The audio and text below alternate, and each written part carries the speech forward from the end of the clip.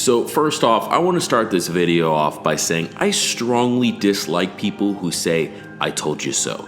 I think it comes off arrogant, it comes off like a kind of a snob, but I do need to tell you guys something. I told you so. Nobody expected Turo to have problems because of what is going on in the world right now. However, what I can tell you, and what I've mentioned in videos below, a huge problem with you taking out, multiple loans for the sake of starting a Turo business, not for being able to, pay off your car sooner or, have an expense that you normally could afford, but you wanted to have a cool car that you normally wouldn't get and put it on Turo.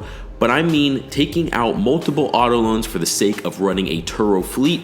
This is the problem you're coming across now. So I don't want to speak for everyone, but from the research I've done, they're looking like they're in my boat too. I'm located in South Florida and I have zero rentals. The rentals I did have now canceled. I've lowered my cars to as much as I'm willing to lower them to. I don't want to give them away for free, and I've actually taken a car off just for the sake of emergency. But it seems like this is going on everywhere in the country or the world right now.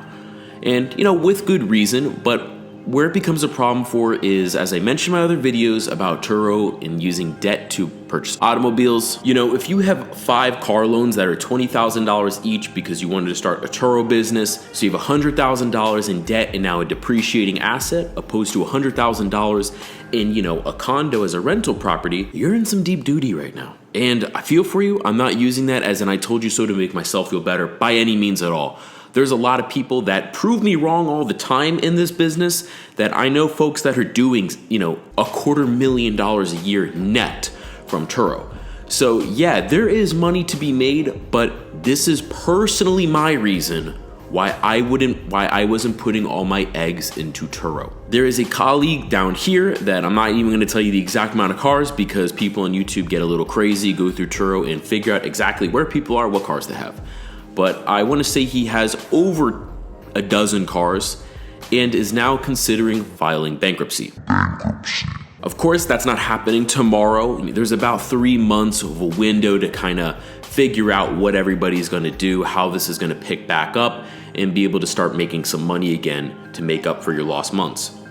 But this is spring break down here in South Florida, and actually these are my biggest months other than December. Throughout the year, March and April have always been pretty consistent. But I want to explain why Chapter 11 or 7 is going to be an option for a lot of people now. I'm not a financial advisor, I'm not a bankruptcy attorney. These are, again, just my thoughts, my opinions. You now have the potential to miss 3 months of car payments on multiple cars that are a depreciating asset right now anyway, so you couldn't just get out of them or liquidate them. The best you could do is defer your payments, but if you have a leased car, you can't defer a payment. If you have a car that you finance 72 months or more, there's gonna be late fees, there's gonna be cost associated with a deferred payment. All banks different, but for the most part, the more risk you take, the less leeway they're gonna really give you. How the deferred payment will work is you're gonna be able to give your bank a ring, say, hey, listen, I'm a little short on, funds, can't make my payment. Can you add it to my last month at the end of the loan? And I'm sure some of them will do that. The problem is if you now have a few cars and you took them out in your personal name, you applied for the loan under your employer verification or self-employment for other means that don't give the vehicle an actual business, you are poopy out of luck. If you call your bank and say, hey, those 3 cars I got, it turns out I've actually been using them to rent them out online, let other people drive my car and net profit on it, they may work with you. But it's going to kill your reputation with that bank, that lender. It's gonna go in some type of profile, and it's a big no-no. Now, guys, if you saw my last video I just posted about this, I don't think this is the end of the world. I don't think all businesses are coming down. I don't think there's gonna be a 2008 scenario, but who gets hurt the most is small businesses. Especially small businesses like us that are technically independent contractors and make money off the sole reliance of another platform. In which, speaking of this platform, anybody heard from Turo? I've reached out multiple times, nothing. I've only got a email regarding the actual sanitary things that we should help upkeep, which is kind of a no-brainer. But nothing is going on as far as compensation is kind of subsidizing. Maybe they need to adjust our fees the next few months to help compensate or make up for the last few months. But I gotta say, big L on the leadership. Now that we have the negative stuff out of the way, I want to talk about some positive things that we can do to help kind of mitigate this toxic situation. As I mentioned, you can ring in to help defer your payments, help buy you some time. You can lower your rates on Turo to the lowest you can afford to do it to beat out competition, so at least you may be able to get some local renters around to help at least just break even on the car payment. It's gonna be difficult, maybe it's time in the next month or two, if this doesn't start to pick up, figure a way to get out of that car. You know, if you've already netted $3,000 so far in the year and you have to sell your car and take a loss on it for $2,000, you know, you got out of this and made $1,000 and don't now have that risk hanging over your head.